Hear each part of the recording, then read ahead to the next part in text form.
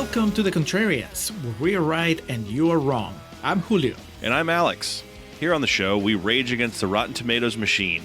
For the first half of each episode, Contrarians Corner, we trash the fresh red tomatoes and praise the rotten green splotches, making our case any way we can. The aptly titled Real Talk serves as the second half of each episode. This is where we discuss our true feelings on the movie we're covering. For more information on our podcast and to browse past episodes, you can head over to our website, wearethecontrarians.com. From there, you can also access our Patreon and merchandise, because capitalism. If you enjoy our attempts at comedic film discussions, we encourage you to subscribe and leave us a review on whatever podcatcher you use. If you'd like to reach out to us directly, that's what social media is for. You can find us on most platforms as @ContrarianPrime.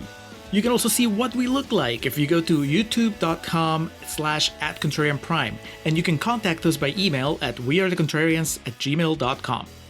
I think that covers it. Then it's time for the podcast.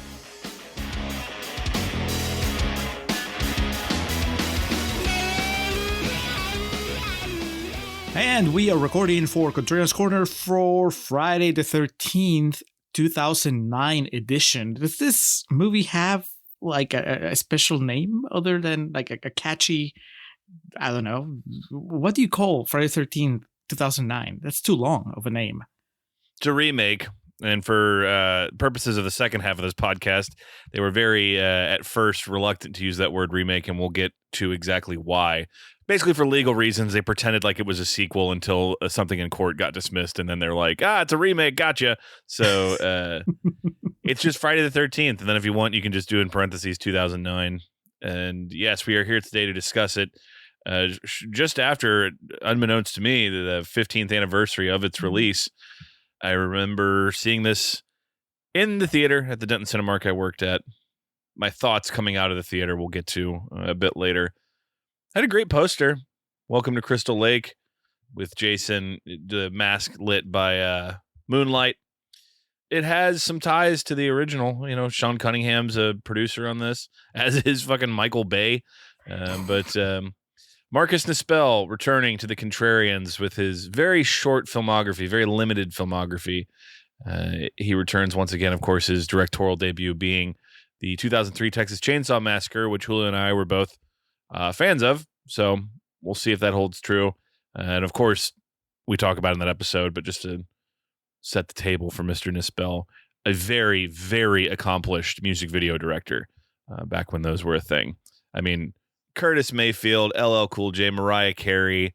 We got Faith No More, No Doubt, the B-52s, Billy Joel, Gloria Estefan, Bette Midler he worked with, Elton John, the Scorpions, the Fugees, the Spice Girls, Bush, and, of course, Aaron Yu, who plays Chewie in this movie. So I think he can be held in the same regard. I thought at first that you were talking about the soundtrack. You were listing like the tracks on the soundtrack. I was like, wait a second, what? I watched the wrong fucking movie. Billy Joel, when? But fortunately, we're not alone, because I don't think Julio and I would last very long at Camp Crystal Lake. We fortunately have someone else coming along with us, another camper, who hopefully can hold the flashlight steady as we traverse this rocky, to say the very least, film. Julio, who's tagging along with us? Perhaps the only person that could do justice to this enterprise. Alex, I know you as a wrestling fan and as a Friday the 13th fan, and this is kind of like your mirror image, because Stu from the Sewer Order is also a wrestling fan, and perhaps even a bigger fan of Friday the 13th than you are, Alex. I guess we'll figure that out in real talk. But as of right now, I mean, all we can do is just welcome him. Welcome, Stu. Here you are. Here I am. Thank you guys so much for having me back on. I really appreciate it. I am nowhere near as big of a wrestling fan as Alex. I like wrestling a great deal. I watch wrestling all the time. But as I was going through the Your Name episode, and Alex talks about he soothes himself by watching 70s Japanese wrestling with the Japanese commentary track, I'm not there. I'm not nearly that well versed. So he's definitely the bigger wrestling fan. I try to be a very big Friday the 13th 13th fan. I have so many articles over on the website where I've written about Friday the 13th ad nauseum. I have my 3,500 word manifesto on the multiple Jasons theory. It's one of my favorite things I've ever written. We'll save the manifesto, the unifying SWO theory for Friday the 13th. We'll save that for real talk, because I think that's something that needs to be discussed seriously. But I was going to ask you, like, ballpark, do you know how many Friday the 13th articles you've written on your website? That are specifically about the movie franchise, at least, I want to say at least 4, but I have every single actual Friday the 13th on the calendar. I do an article called 13th of Friday, where I just basically do horror talk in general. It's not always about Jason and his franchise, but it's always about horror. That's already more than I do when it comes to Jason Voorhees. And I don't know. I mean, Alex, I know that it's not like you put like pen to paper when it comes to this franchise, but you have the video game. I think both video games. Both video games. And you go through all of them during October. Do you do that, Stu? You know what? Usually in October, I rewatch the Halloween movies. The Friday the 13th movies are my comfort movie franchise. Whenever I just want to watch something that I know I'll be happy with and I don't want to think too hard about, it's Friday the 13th Part 2, Friday the 13th Part 6, and, you know, we're going to talk arguably the greatest Friday the 13th movie today, so maybe this one gets thrown in too. Oh yeah, these are year-round movies, Julio. So they'll sometimes. The reason I rewatched them this past October was there was a Friday the 13th in October, so we marathoned I think 5 of them on that night. But no, yeah, these are year-round movies. Halloween I also usually leave for the month of October, but these are universal.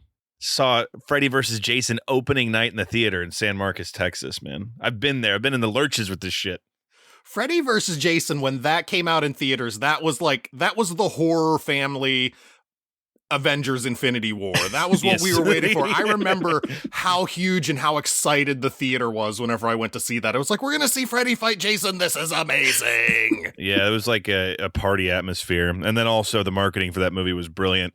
That they had the official weigh-in and stare down in Las Vegas with Michael Buffer as the ring announcer introducing both of them. Used to be better.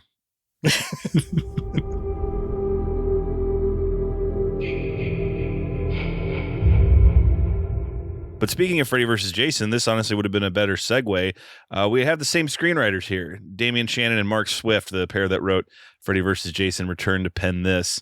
Unfortunately for them, it didn't have monetarily or critically the same response. Now I'm not here to tell you that Freddy vs. Jason was met with reviews like The Godfather Part 2, but it did a little bit better in terms of people being like, oh yeah, if this is what you want, this is what you want. And that movie also made a substantial brick of money. $100 million is nothing to shake a stick at, as 2009's Friday the 13th made. But coming in with a 25% rating on Rotten Tomatoes, it was not well received, Julio. What were critics saying about this? All right, bunch of rotten quotes, a lot of green splotches. We're going to start with Ali Gray from theshiznit.co.uk. It's been a while since we've quoted the Shiznit. I thought they were gone. Yeah.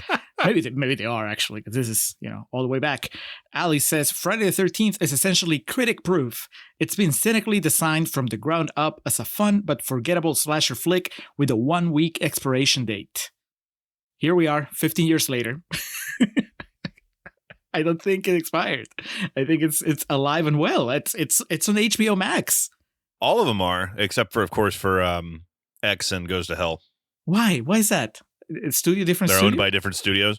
Yeah. That's famously after Takes Manhattan, Paramount was like, all right, fuck this. We're not getting back the amount of money we thought we were. So they sold the rights to Jason, but they kept the Friday the 13th name. So who was it, New Line that pushed those out?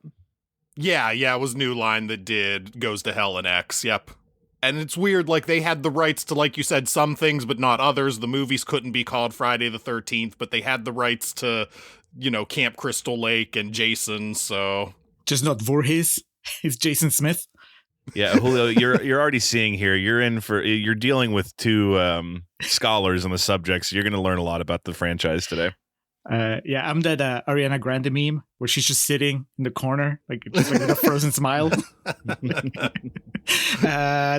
Well, this might as well be the place to ask. How do you guys watch this? As I just said, HBO Max this is my go-to, and yes, they're all of them. Like the movie ended, it was like you may also like, and just like a whole lineup of Friday the 13th. I watched it on Max because I was working on my computer at the time, but I do have the Scream Factory box set that came out a few years ago that has the Blu-ray for this movie in there, and it's the only one that wasn't like a new version of the movie. It was basically, I think, just the fucking surplus of Blu-rays they hadn't sold back in 2009 when this actually came out, because the box art, or not the box art, but the disc art is different than everything else. That means nothing to a lot of people, but to me, it made me laugh. Stu, how about you? I watched it on my buddy's Plex server. He got all the Jasons for me because I demanded he get them. So they're on there. I just popped in there because I knew it was the fastest, easiest place to find it. Hey, there you go. Comfort for comfort food. All right, we're gonna move on to David Edelstein from New York Magazine /Vulture, who says, you really have to screw it up to dishonor the memory of a movie as shitty as the original Friday the 13th. Heads should roll. If this guy already didn't think highly of the original Friday the 13th, was he really in a position to judge a movie that simply takes that original and makes it better? Yeah, this movie takes the first 4 Friday the 13th and it just rolls them into one. It cuts all the fat out of the franchise. It knows the first 4 movies were basically one continuous storyline, and it's like, here's 4 movies worth of Jason in one movie. You don't have to worry about that. They're not shitty movies. I take great umbrage at everything that man said. They're classics. Alex, on your ranking of Friday the 13th, I might have asked you this at some point because it's really, I find it. I'm curious about it. Like, where do you put the original, the one that started it all? I know it's not your favorite, but no, yeah, it'd probably be in the middle because I like 2, 3, 4 more than the original, and I might like Jason Lives more than the original. Yeah, it would probably be in the middle. All right, still not shitty. You don't agree with David either, so no. I only think like 2 of the Friday the 13th movies are actively bad. Which ones are they? You'll have to hang around to the second half. All right, next, Brian Jurgens from campblood.org says, a boring retread that downgrades one of our great masked men to being a hillbilly with mummy issues and no sense for decorating. And if I wanted that, I would rent Nell. Ooh. Oh my God. Uncalled for. That took a turn there at the end. A hillbilly with mommy issues. Didn't he watch Friday the 13th Part 2? That's exactly what Jason was. I don't like this. He beat me to my joke that I was going to make. We're going to Stu and I are going to be in competition for who can make the most references in this. Okay, so Friday versus Jason, don't they give him a backstory or I guess expand on his backstory? Does he have mummy issues? No, it's just the water, right? And that one they just gave him a fear of water for some reason in Freddy versus Jason. Yeah, he doesn't have a fear of water in this one. That's an upgrade. Signs came out the year before and they're like, we got it. We know what can kill him. We're going to close with Maitland McDonough from Miss Flickchick, who says, call this go around Friday the umpteenth and be done with it. They were, right? Like, that was it. This was it for the franchise? 15 years later, they haven't even tried? Basically, the video game was the big thing for fans when that came out. Like, that was the closest to like a release of something Friday the 13th we had gotten in a long time. Man, you guys, I get to say this now, Alex, you guys, and by that I mean Friday the 13th fans, you in a way were more powerful than Star Wars fans, because they complain about the last movies and that franchise is still going, but enough Friday the 13th fans didn't like the remake, and that's it. That stopped the train. I tip my hat to all of you. Aren't we getting a TV show, though, Alex? Is it A24 produced, or is that just a rumor that never came to fruition? Oh, God. Yeah, that's on the horizon. There was like the poster that came out for it, or, what do you call those now? Because they're just digital renderings. A poster, to me, is a physical piece of paper. But anyway, if I remember reading correctly, I think I had like a rage stroke and stopped, but it was like, it's a prequel. And I'm like, I know what really don't. happens. He drowns.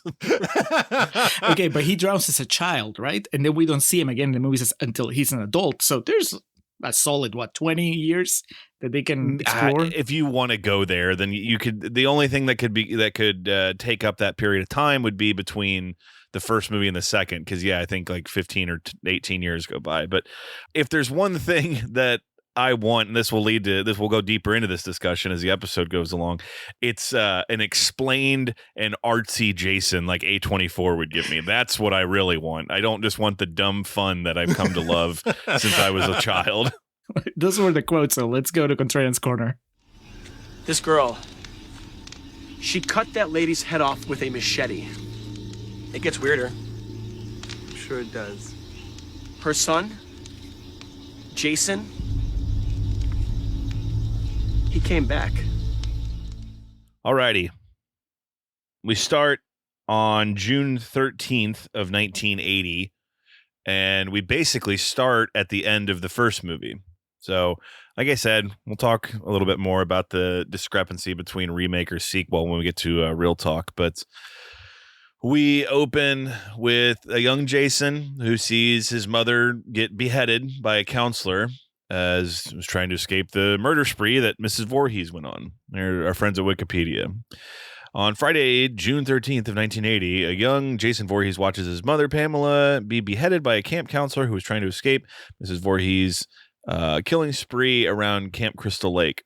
Almost 30 years later, 5 friends, Wade, Richie, his girlfriend Amanda, Mike, and his girlfriend Whitney, arrive for a camping trip at Crystal Lake, where they hope to find a crop of marijuana growing in the woods, as teens do.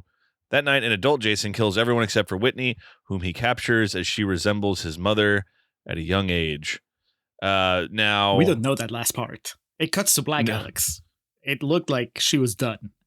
The folks here at Wikipedia explained something that the movie doesn't bother to, that leads one to be like, why the fuck did he keep this girl alive? But I think you can tell, but we'll get there. the opening here is awesome. And every time I watch this, I'm like, hell yeah. We get the opening credits, but the title doesn't hit the screen until literally 23 minutes into the movie. We have like this short film that kicks us off with I always forget his name. He plays Jonah on Superstore, but he gets it bad. He gets a machete in the head here at the beginning. Feldman. It's Ben Feldman. Ben Feldman. I forgot Thank you. he's in Superstore. See, I know him from Mad Men. He's Ginsberg Okay. in Mad Men. He's a lovable weirdo there. And then I guess he's kind of just a regular guy in Superstore, right? Isn't he like the main guy? Yeah, but he is the lead male role in that. He's the Jim Halpert. Yeah, He is the Jim Halpert, yes. So basically, I guess the point I'm getting at is like, you don't want to see Ginsberg or the guy from Superstore get an axe to the face the way that he does in this movie, or a machete or whatever he gets. Machete. Jonathan Sadowski plays Wade. He, of course, of Live Free or Die Hard, The Goods, and Chernobyl Diaries fame. He's a bit of a nerd here, but he does rock out to Sister Christian, Yes. which I'd forgot. That's where, the majority of the $19 million of this budget went, was to pay for the rights to that song. All right, Stu, you're the guest, so we'll begin here. Jason protecting a crop of marijuana. Jason laying booby traps around the land. This is a new Jason for a new generation, to say the least. Yeah, you get a Jason that charges and runs at people here, and it's much more terrifying than the stoic, just kind of walk slowly after you and then magically teleport in front of you, Jason. Jason no longer has to cheat. He's gonna run at you. He's gonna charge at you. He's gonna lay a bear trap down to catch you. This is a much improved Jason. There's something to actually fear here other than the movie cheating to make him look more intimidating than he is. I have a big gap in my Friday 13th mythology. It's like I've seen the first one, and then I don't think that picked up again until, which one's the one that we did, Alex, where he goes to New York? Is it 7 or 8? Jason takes my hand. Oh, I thought you were asking the title. I was like, you almost had it there just by saying the plot. Part 8. It was the last Paramount one. Okay, so that's like, a solid 6 movies or so that I missed. But from what I gather, he didn't become supernatural until he comes back to life with that lightning bolt, right? So the first few movies, he's just like a regular guy, right? Well, no, he's a bit deformed and like he's a monster. That would be the way he's portrayed. But yeah, exactly right. Like he in the second one, he's an angry hillbilly with a pitchfork, and the third one's when he gets the hockey mask, and he kind of jogs in that one, but definitely not what we have here. Yeah, he's not sprinting at you. Yeah, he escapes death in 2 and 3 pretty substantially, and then in 4, of course, Corey Feldman just takes him to the woodshed, and then 5, of course, isn't even Jason. So I think you're on the right train of thought. Stu, would you agree with that? That at the beginning of Jason Lives, when the lightning reinvigorates him, that's when he becomes like the zombie Jason that we're familiar with? Oh, yeah. Supernatural Jason is from Jason Lives, and even he seems surprised by it in Jason Lives because he grabs a guy by the arm and throws him, and he inadvertently rips the guy's whole arm off, and there's a scene where he looks at him, and you can tell, like, Jason, as much as Jason thinks, is like, oh, shit, I'm awesome now. He's Tobey Maguire flexing in front of the mirror. What happened? Yeah. Okay, well, because that's one of the reasons why I found this so refreshing, because the bulk of my Jason Voorhees experience is supernatural Jason. So the only Jason that I've seen without superpowers is the one from the Kevin Bacon movie from the first one. And, you don't get, it's not even him, I guess. Actually, it's his mom then. So this was my first complete experience with a Jason that is just a regular dude that is just very dangerous.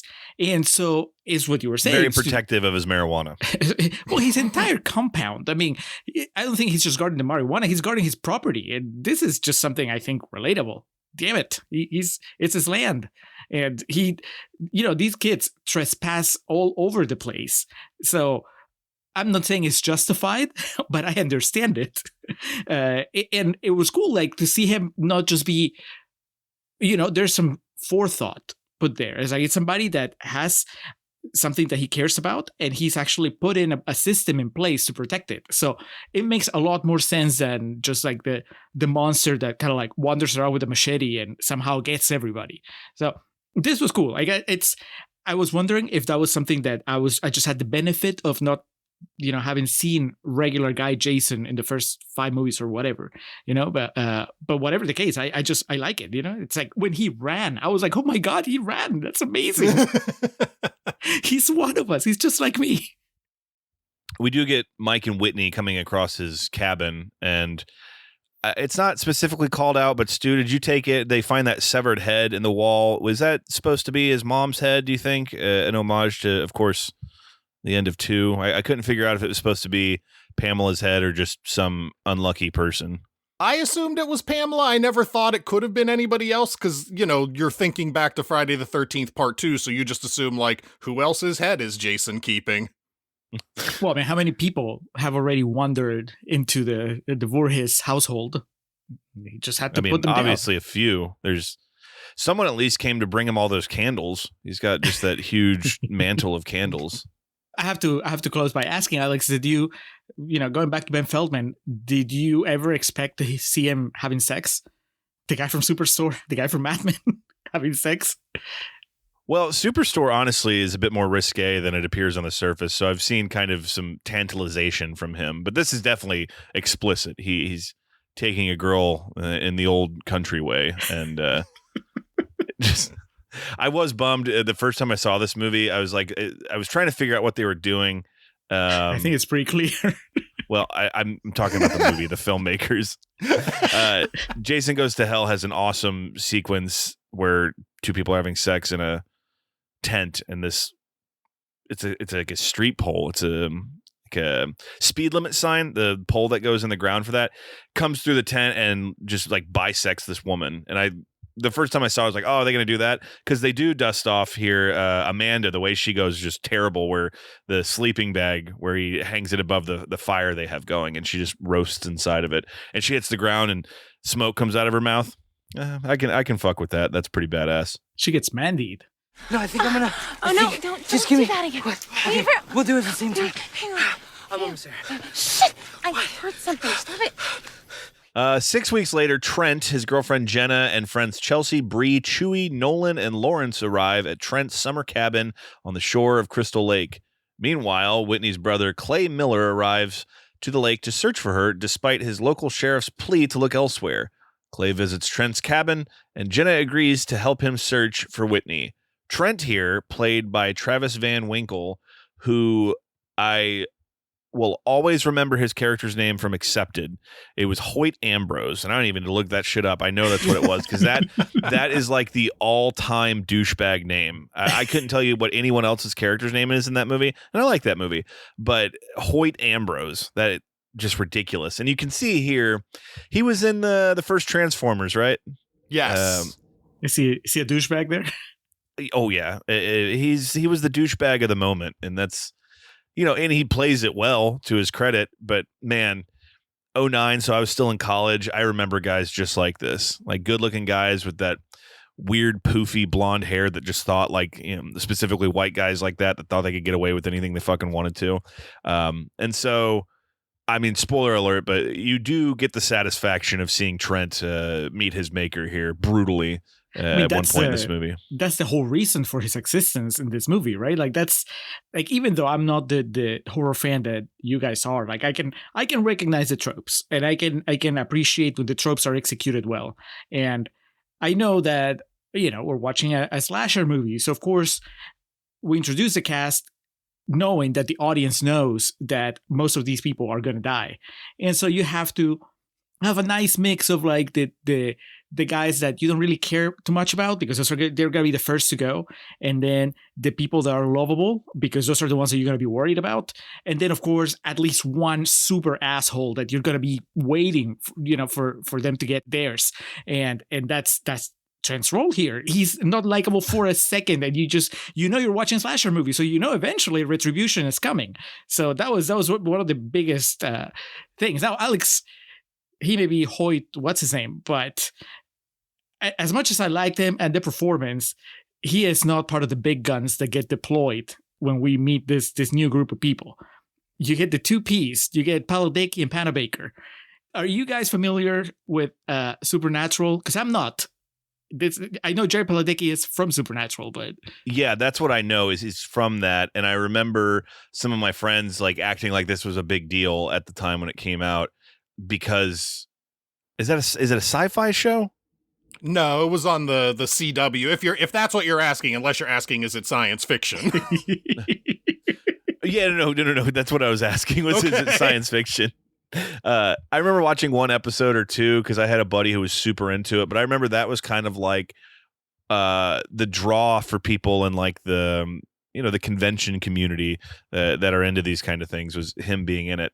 And then Danielle Panabaker has a face that I know, and I know her from something, but I don't know what. Sky High? I was going to say the Flash TV show. And the Flash TV show. Yeah, she's... Oh, no. You're both wrong. It was she's Kevin Costner's daughter in Mr. Brooks. Man. Okay. Well, that's a trilogy right there. I've always known her from Sky High. Like I don't know if that was her first movie, but that was the first movie that I saw where I could point out to her and it's like, that's the girl from Sky High. And when she showed up in The Flash, she's she's a regular there. She was. The show's over. A big fan. And of course, I saw her coming to this movie, kind of like with the Ben Feldman thing. I'm like, okay, this is slasher. Is she going to play against type? Because usually I associate her with, just kind of like the goody two-shoe kind of character. Or is she going to be one of those characters I'm going to be waiting for, to get killed? She plays for type, not against type.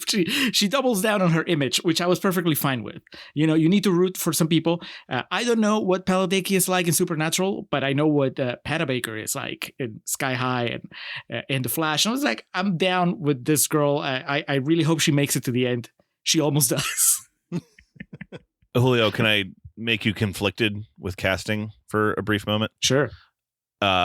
Scout Taylor Compton auditioned for the role of Jenna, but it went to Panabaker. Okay. So hang on. Give me the timeline here. This is Scout Taylor Compton post Halloween, but before Halloween 2? I believe so. Yeah, it's definitely post the first one. I don't remember when 2 came out. Yeah, the first one was 2007.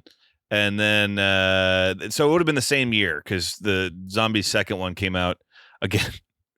We always joke about this. They gave him an August release date for a movie called Halloween. But so that's an interesting thing to keep in mind. Okay, I'm not conflicted, Alex. I thought you were going to tell me that Kate Winslet was up for the role at some point. No, this is fine. I mean, Scout Taylor Compton, I think that her fate was sealed the moment that she signed up for that first Rob Zombie Halloween. So that's for better or for worse. I mean, you can't have her. You can't double dip in franchises. You stick with one. She's a Halloween character now. She can't jump ship to the Friday 13th series. Fair enough. But also on the topic of actors we're familiar with, Ryan Hansen of Veronica Mars fame is in here as well. Dick Casablancas. Do you know the Veronica Mars lore, Stu? I do not. No, I never watched Veronica Mars. My Kristen Bell knowledge almost starts and ends with The Good Place.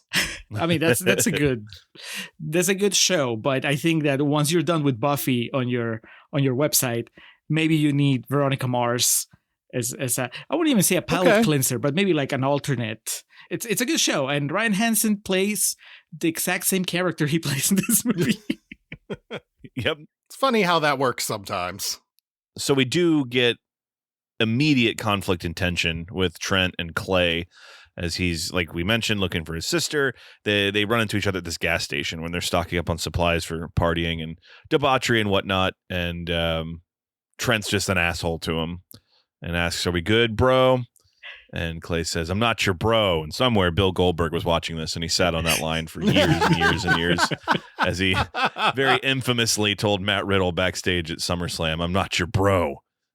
So we understand that there's just the alpha energy between the two. But then, of course, Panabaker comes into it because obviously Padalecki's good-looking cat, and he's a lot nicer and warmer than her boyfriend Trent, so she warms up to him pretty quick. The sparks fly right away. Sparks fly.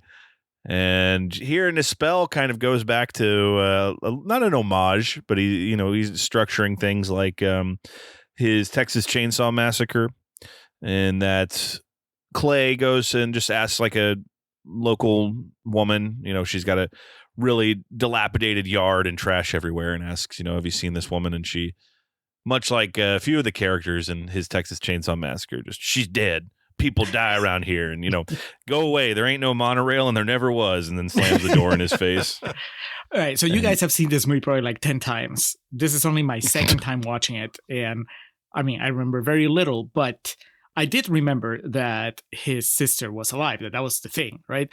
Do you remember if the first time you watched it, were you expecting her to still be alive, or did you think that he was just kind of on this hopeless mission that was just there to take him into the story, but you didn't really expect him to find his sister alive? Oh, no, it totally threw me. I just assumed Whitney was dead, and we just threw Padalecki into the movie for the much-needed star power of having Sam Winchester. I just thought he was going to be there, and I thought he was going to be the guy who's eventually going to go mano-a-mano with Jason, because I think this is why TV actors have such a hard time breaking into movies. Is unlike you two, I was a big Supernatural fan. I did watch all the seasons. So when I watched this, he's Sam Winchester to me. And I'm just like, yeah, Jason's a hard ass, but we regularly fight demons here, Sam. I think you throw some salt at him or something. You can do it. Is he, we just said Ryan Hansen is basically, they transplanted Dick Casablancas from Veronica Mars into this movie. Did they transplant Sam Winchester, or is he a somewhat different character here? It's hard to say. I think Padalecki just has this very natural, effortless charm about him, and I think he just kind of carries that through things. So it feels very much like he's playing Sam's personality without Sam's skill set.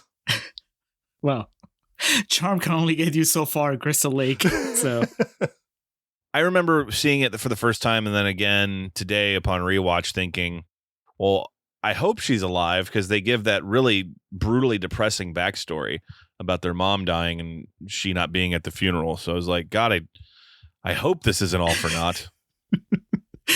I hope she gets a chance to go visit her mom's grave.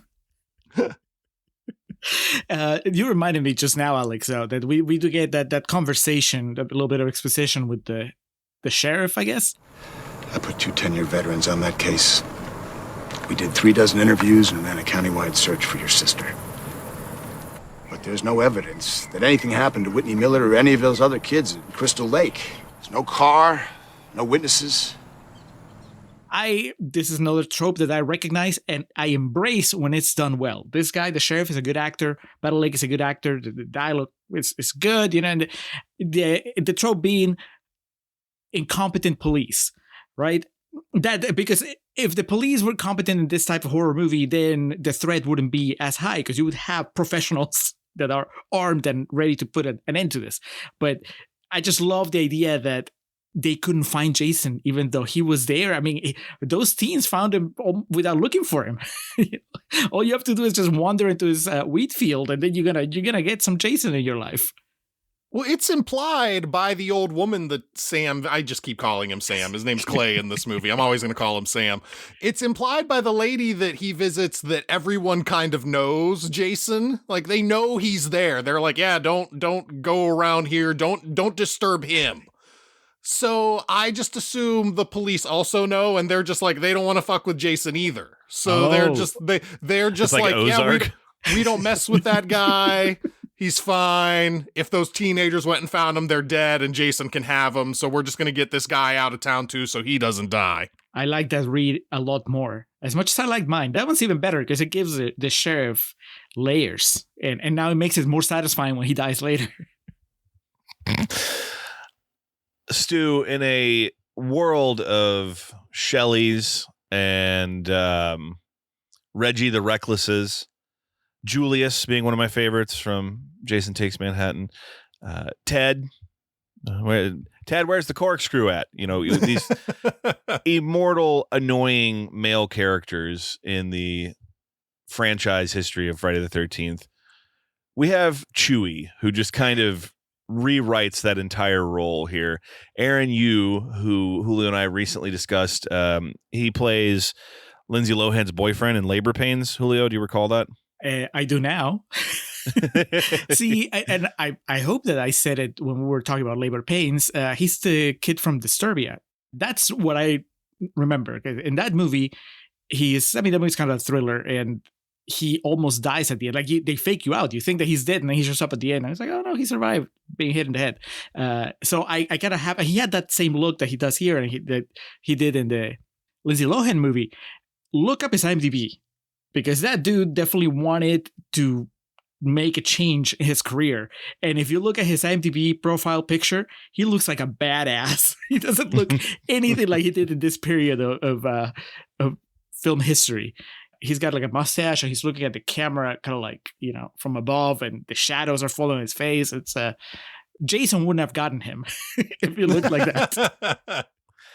So, Stu, my question goes back to this Chewie character of, with the tone of this movie, it could be mistaken or thought that there's no way someone this stupid exists in this world. But for me personally, I felt like the Chewie character was just an homage to the Reggie the Recklesses and the Shelleys, the characters, the doofy / lovable characters of Friday the 13th past. What was your read on Chewie? Yeah, absolutely. My problem is, here's where I strongly disagree with you guys. And I probably disagree with almost everybody who watched this movie. I think Trent is the hero of this movie. My God.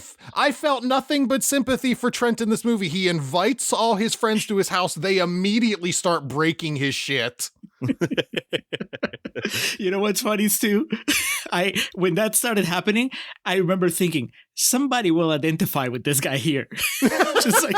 It probably says a lot more about me than it says about the movie or anything else, but I watched this movie and I was like, I feel bad for Trent. He brings these people into his home. He goes to the gas station and he just wants to buy his stuff, and Sam Winchester will not get out of his way. 8 foot tall Jared Padalecki will not get out of his way so he can ring up, and he just taps him and says like, hey, you done here? We gotta buy some things. And Sam mouths off to him. They go to the lake. Everybody starts breaking his stuff. His one friend starts wanting to jerk off in the middle of the night all over his furniture. His girlfriend just leaves to go off with Sam Winchester into the woods. Like, come on, this guy gets nothing but crapped on. He finally is super nice to one of his friends and says like, hey, you know what? I'm going to let you go down to the lake. Just please don't touch my boat. Guy immediately just drives away on the boat. Everyone takes advantage of poor Trent. The plight of the rich white man. Chewie in particular, Chewie breaks half his stuff. Chewie goes into the shed later on and starts drinking his booze and breaks more of his shit. Chewie expects Trent to drink beer out of Chewie's shoe in something called Shoot the Boot, which is I've played a fair share of drinking games and drank more than enough beer in my lifetime, and I've never heard of that game before. That felt like a Wet Hot American Summer joke, where it's just like this thing that's presented as something everyone knows that no one actually does. So I guess I hadn't thought of it that way, but if I was in Trent's situation here, I know how just easily enraged I get when people touch my shit. So I could. I mean, maybe his demeanor is earned. He's abrasive. Like, I'm not saying the guy's a saint. I think that it's all in the combination of actors you got for the cast, because I can see that argument too, but I can't get past my allegiance to Danielle Panabaker, and like you said, Paladecki, he's really charming. I'm not even, I don't know him from Supernatural, but he shows up. I was like, it's a good guy. He's looking for his sister. Cut him some slack. We forgot to mention, too, that Chewie almost burns the house down by trying to do a flaming shot, which if you have access to the internet for more than 5 minutes, you've seen the fails around the world of people that try to do flaming shots. Now, one of the folks that Clay asks if he'd seen his sister is this redneck that's trying to sell some weed he found. Looks like he stumbled onto Jason's patch. He's also using an industrial, like, wheat, not a thresher. It's like a wood chipper. And you have to wonder if that's going to come into play at any point in the movie. This redneck, he's just a land worker. He ends up getting killed by Jason. This is where Jason finds the hockey mask amongst the debris, antiques, whatever you want to call it, that this dude was hoarding. And so now Jason has a hockey mask. Huzzah.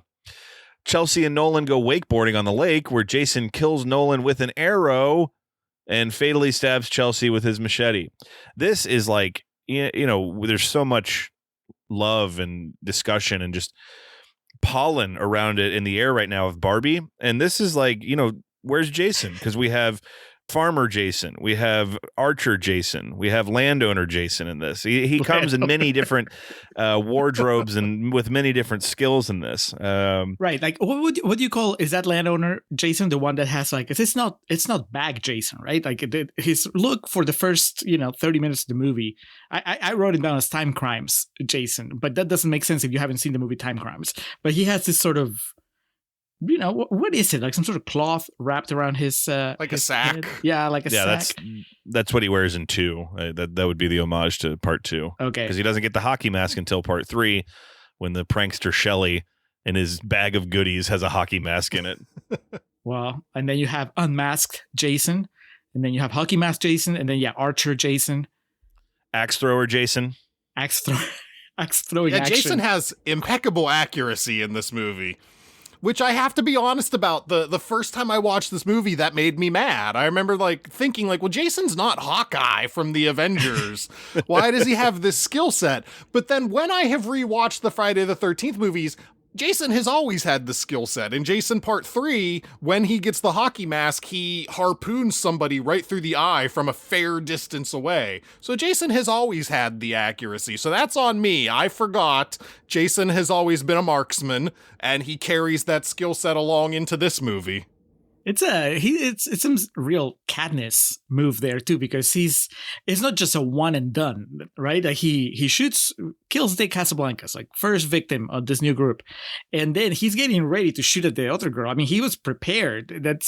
He went out saying, "Okay, today is arrow day." And then he pulls a machete out. That's right. Which, by the way, trusty machete. Yeah. By now we're like at what? 3 pairs of boobs maybe that we've seen in the movie. Like this movie knows its audience, and again it just doubles down on the tropes. That's literally my note. Is my second note for this entire movie was know your audience. There are boobs 10 minutes in. And 20 minutes in and 30 minutes in. In my next life, I want to come back as one of the buttons on the ass pocket of her jean shorts. Meanwhile, Clay and Jenna search the old Crystal Lake campgrounds where they see Jason hauling a body into an abandoned camp house. When they see this, if this movie had been made 10 years later, he would have had, a Trump 2020 sign in his yard with all those lights and shit that he has rigged up. Get the fuck off my lawn. He's Jamie Lee Curtis in Halloween 2018. It is. We made the joke about that movie. The only thing missing is that she should have had Fox News on in her house constantly. Jenna and Clay run back to the cabin to warn the others about Jason. Chewie is killed by Jason in a tool shed near the cabin. It's fucking vicious. It's ruthless. They just show this whole thing where it's not like a sewing needle. I don't know what it is, or a knitting needle rather, but he has this long spike and just slowly shoves it into this dude's throat, and it almost borders on unpleasant, I would say. Is this the moment where you're supposed to realize that you actually like the character? You thought he was annoying, but then when you see him die in such a gruesome manner, you're like, wait, what is this feeling? I remember the first time I saw Final Chapter when Ted died, I was like, God, he was so annoying, but now I miss him. And that's very similar here. Dude, I was rooting for him. I thought that maybe he had a shot with the blonde girl. And even after he burned his mouth, I was like, if he can come back from this, if he can come back and impress her with his chair mending abilities, then maybe this can still work. But Jason had other plans. This happens while Trent and Bree are having sex in a bedroom, and we have yet another pair of breasts. Dude, here you go, like all in. Is this the most? You guys are the experts. Is this the most graphic sex scene in the franchise? No, No. Goes to hell. The one I mentioned earlier, the actual sex scene when that woman gets bisected is pretty intense. I often try to write "goes to hell" out of my head. So that's very fair. So, well, in X, the professor gets his nipple twisted with a clamp. That's pretty intense. And, but there's no nudity in that one. It's just him. It's male nipples getting twisted. Yeah. There's the one, fuck, I can't remember now off the top of my head which one it is. It might be 4 or 5. The thing is, it was supposed to be Gina Gershon in this role, but the girl they ended up casting, they just thought her breasts were better because that's how they did things like that back in the day. So we're dealing with a franchise that has an overwhelming catalog of nudity to pick from, but I think your question about the most graphic sex scene, it's up there because it's like Inception type shit. She's filming it while we're watching it. I can guarantee you, not even having seen them, not having seen all the other movies, I'm pretty sure that none of them have the line, your tits look stupendous or are stupendous. Well, you killed my punchline because I was going to ask Stu if he knew the word, because I think this movie, people who like it and don't, is synonymous with the word stupendous. Which I don't know if Stu recalls, but 2 years ago, WrestleMania 38, it was one of those insane Vince McMahon things where he just learned a word and wanted to insert it into, copy. And so they said WrestleMania is going to be stupendous, and they just used the word stupendous in all the marketing and like commercials for WrestleMania and just called it stupendous. So in my mind, I have like this fleeting thought that Vince in February of 2022 was flipping the channels and landed on the 2009 Friday the 13th. The less said about Vince right now, the better, though. So moving along, Julie Guill, Guill. What I'm trying to get at is this young lady is, I've often said about like Tom Hardy or, Finn Balor or these guys that are just ridiculously good looking. Like if I looked like them, I would wear as little clothes as possible. This woman is so gorgeous that I get it. She deserves to flaunt what she has. And of course, it's just such white guy shit to say that her tits are stupendous. What a fucking nerd. And that she has perfect nipple placement. Yes. Jesus. Great dirty talk. But it's great that she teases him. She teases him about it. That's what really completes that scene, is that when they're done, he's like, oh, that was, and she goes, stupendous. It's like, oh, she understands that it was stupid. When we were running down the skins that Jason has in this, we forgot to mention Voyeur Jason, because he just kind of watches them until they finish here. And then he's like, all right, now back to business. Consider it, Jason. Jenna and Clay arrive, and Clay calls the police. Jason then disconnects the cabin's electricity. Classic. Lawrence heads outside to search for Chewie. This is a relatable part. You know, is you got a bro, you got to go after your bro. He's that character is great. Like, they don't call too much attention to him because he doesn't really get any big set pieces other than like right here. But I think that's the movie kind of subtly letting you know that they are aware of the tropes that we've been calling out, and they're just choosing to just go with them and, you know, like I said, execute them well. But this character is the one that, he says it right here as he's about to go rescue his friend or try to rescue his friend. He said, "You can't put me in a box," right? And he's like, he's a black guy, but, you know, when somebody asks him, he says that he's working on his music. And like, somebody asks him if it's rap, and he calls this girl out for assuming that it would be rap. But then he smiles and he's like, "It is rap." I was like, oh, he's, you know, you can't pin him down. He's a stoner, but he's still smart enough to keep his wits around him when all these things are happening. Like, he's obviously smarter than Chewie, but he's friendly. You know, he cares. He's like, probably out of everybody in that cabin, he's the one that cares the most. And he turns out to be the bravest. And honestly, because I've only seen this movie once, I thought that maybe he was going to make it to the end. Because when he actually fights back and he gets Jason on the leg and he gets to run away, and he doesn't die instantly when he gets hit by the axe. So I thought maybe somebody was going to rescue him. I mean, it was a hell of a sequence here. And then, of course, you know, he doesn't make it. But were you guys bummed? Were you suddenly like, "Oh, I appreciate you now," but you're gone? He is one of the more entertaining characters. I like the cast iron skillet that he uses as Captain America's shield. That's a good strategy, although he immediately abandons it. He just he didn't run in a zigzag. You got to know you got to run in a zigzag away from people, or else they'll get you. Yeah. What's the equivalent, Alex? If Chewie was an homage to like all those guys that you were listing, is there somebody like this kid in the movies? I keep mentioning Ted, but Ted and I can never remember what Crispin Glover's name is in 4. But Ted and Crispin Glover have like a bromance in that, and there's got to be other ones too that I'm missing. I mean, all the dudes want to be Julius in Part 8. They just kind of flock around him. Yeah, that's who I was thinking of. Yeah, because he's the other guy that actually puts up a fight against Jason. It's not an effective fight, but he tries. Fucking Supernatural gave him more blow for blow action in this than Julius was able to. So yeah, he runs. He should have adopted the Rick Marshall serpentine pattern, but nope. Just gets a axe thrown in his back and then flipped over and impaled on said axe as he cries for help. Jason then goes inside. He kills Bree. The police officer shows up and knocks on the front door, but is killed by Jason. He gets like a fire poker through the eye. Trent, Clay, and Jenna escape the cabin after Trent finds his dad's gun and then shoots like a madman.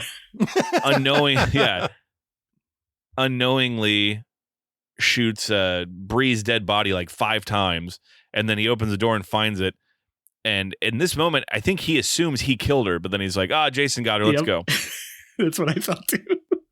As a real scumbag. Weasel. But Stu was like, I know, relatable. No, you know what? It never dawned on me that he thought he killed her.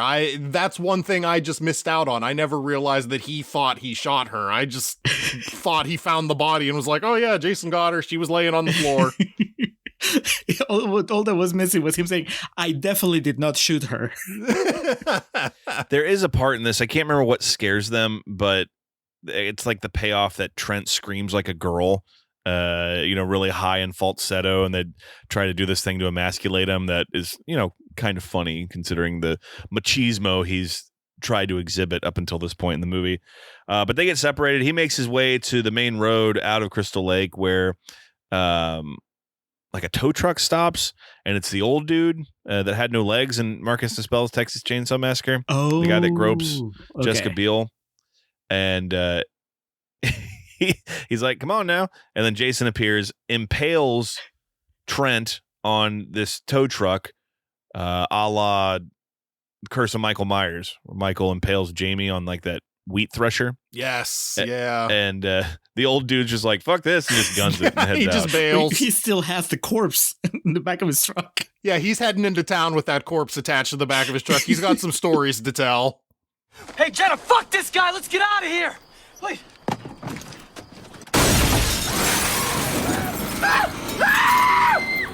All right, so now Clay and Jenna are on the run from Jason, and they find this like underground system of tunnels, this tube city that Jason has built over, the past 30 years or whatever. He has this whole system. And fortunately, though, in this underground layer, they come across Whitney. They find his sister's still alive, chained to a wall. Freezer, all three try to escape. As Jason arrives, it looks like they're right there. They're gonna make it. And then Jenna gets impaled by Jason's machete. Like the one pure person in the movie doesn't make it. It's very sad, and it's not your grandpa's Jason here. Yeah. Yep. It's the one time that this movie goes against the tropes, because the pure virginal character would make it all the way to the end. That's the what we've been trained to expect from Final Girls. And I did not expect it. I was not ready for her to die so suddenly. Like, there's even no, it's not like she was in the middle of a fight against Jason and then she dies. No, it's like she's about to go and then it's just out of nowhere she gets impaled. And then that's it. I mean, we don't even get to mourn her. It's just like, let's run away. It's pretty brutal. Were you, again, I'm asking you guys from all those years ago, but do you remember being shocked when she died? I'm always shocked when she dies. Somehow I always forget that she dies there. Because it's like you. In my head, I always expect that she's going to make it to the end, or I occasionally think that it's the sister that dies. Mm-hmm. So I'm always surprised whenever it's Panna Baker that dies. Yeah, I can't remember my emotions watching this the first time, but, knowing what I know of the hundreds and hundreds and decades worth of horror movies that I've watched, same thing as Stu said. It catches me off guard each time because the saint, she's supposed to make it. If anything, the sister gets it. And then Clay and Jenna end up taking a canoe out to the middle of the lake. And then Jason's a kid again wave for some their reason. hand. Yeah, exactly. I mentioned we get a fist fight here between Jason and Clay. Jason corners Clay and Whitney in a barn, and Whitney confuses Jason by pretending to be Pamela. Clay and Whitney subdue Jason with a chain, and Whitney stabs Jason in the chest with his machete. Stu, this 45 seconds of them killing Jason is like a super cut of moments from the franchise, because he gets hung like he does in part 3. Yep. When he falls, like the ceiling falls on top of him, and he bursts up like he does in New Beginning. It's like they felt here that they hadn't done enough to pay homage to the franchise. So they're like, all right, in this 45-second sequence, we're just going to make a ton of references to it. And if people get it, they do. If not, whatever. Yeah, they spent an hour and a half making their own movie. And this is where they reward the Friday the 13th faithfuls who've been watching the whole time with, here's more point and whistle at your TV moments. You're going to recognize all this stuff that's happening. We gave you a brand new movie. Now you're getting the homages that you always wanted. It was all Friday 13 fans were like that. I'm sorry, Alex, gotta bring him back up again. Vince McMahon, the meme where he just keeps being more and more shocked. So it's like every time there was a new reference to a previous death of his in the franchise, Vince McMahon keeps falling further back and back on his chair. I obviously didn't get any of that. I just thought, man, he's really tough to kill, so of course they have to go all out. Just keep going and going, and it is a horror movie trope, right? Like you never killed a bad guy on the first go, so of course he's gonna get up and all that. I thought it was pretty ingenious that they, because they go back to the little medallion, the locket with the pictures of his mom. They focus on it a couple times during the movie, and the fact that that's really what Sis undoing, right? Like he's almost winning the fight, but then Whitney uses that locket to kind of paralyze him, and that's how Supernatural gets the upper hand and so on. And I thought that was great. I didn't need an explanation. I get it. Like early in the movie, like at the very beginning, Whitney's boyfriend says, "Hey, this girl looks like you." And I was like, yes, she does. We just did the Black Dahlia not too long ago, and I couldn't get past how little Hilary Swank looked like Mia Kirshner. This is how you do the casting, Alex. You get two actresses that actually look alike. So I was ready for that to pay off, and it did in like the best possible way in the climax. And like you said, the movie doesn't spoon feed it to you. It gives you that one line where it's like, hey, you look like this lady. And then the movie just trusts you. It's like, yeah, they're gonna hang on that. They're gonna figure this out. We don't need to repeat it over and over ad nauseum that she looks like Jason's mom. They got it. It's an hour 40. And then Shannon and Swift do exactly the ending of Freddy versus Jason, because why fix what's not broken, where the surviving female, not Monica Keena, but in this situation being the Whitney character, stabs the bad guy in the chest with a machete and tells him to go to hell. Literally what happens in Freddy versus Jason. Like, literally, that's what happens. But she tells Jason, say hi to mommy. Dramatic pause. In hell. And then kills him. But after killing Jason, I guess you could say they attempt a noble act in which they return him to the water from whence he came. They dump his body and the hockey mask in there. And they think they've made it. The sun's rising. It's going to be a beautiful day. But at the last moment of the movie, Jason bursts through the wooden dock and grabs Whitney and possibly pulls her down to hell. Who knows? It only could have been better if he grabbed her and took her to space and been Jason X again. Please. It is closing down with those tropes again. Like I said, that he always comes back. I don't know if every movie in the franchise you guys would, like if every movie in the franchise ends with him coming back after you think that he's been defeated. But in my memory, it feels like that's always what happens. Not just in Friday the 13th, but in most horror movies. There's always like that tease of like, come back for the sequel. Every one of them ends somewhat darkly. They don't always end with Jason being there, but they either end with like, oh, Tommy Jarvis is about to become Jason, or oh, Jason springs out from here, or oh, Jason's mom springs out from the lake and grabs somebody. It's always something dark, and you can't just have a happy ending in this franchise. So they knew what they were doing. They knew they'd read the Cliff's Notes to the other 10 movies. Yeah, I think that they, like we said, they knew their audience, or at least they thought they did. I'm honestly surprised that it didn't do better, and I guess you can never tell, right? The strong fan base can work against you if you do too much to change some of the things. You don't say. Yeah, well, because to somebody that's not attached to the original material like I am, this just feels like they did the right thing, right? Like they took a franchise that was pretty old and dated, and that if you go back to if you're not a fan and you go back to those early movies, they feel pretty like meh. You can tell that the budget was really low, the acting is not great, the special effects, so they took a Friday the 13th basic story, they gave it a fresh coat of paint, and then just unleashed it into the world. And they're like, here you go. Now you can say you're a Friday the 13th fan, and you don't have to be embarrassed about it, because the movie actually looks good, it has good actors, it's shot well, Jason runs. It's not all the same, but overall, this is a movie you can be proud of. You can be like, when somebody asks you why you like the franchise, and you can point at this one, and then you can be like, and then there's the old ones, which sentimental attachment. But I know that the good one is the 2009 one. But man, I mean, not everybody can be the Force Awakens. Apparently, sometimes people just react negatively to that. They're like, I don't want the fresh coat of paint. I just want the old stuff. I want the really bad acting and the really obvious misogyny and all that stuff, So obviously, I can't experience this as a Friday the 13th fan. I can only experience it as somebody that's familiar with the franchise somewhat. And as such, like I have a blast. I think that this is a horror movie that I can get behind. Just like, yeah, this feels like a movie. This doesn't feel like a movie that I have to make excuses for. I'm like, no, it's a horror movie. That's it.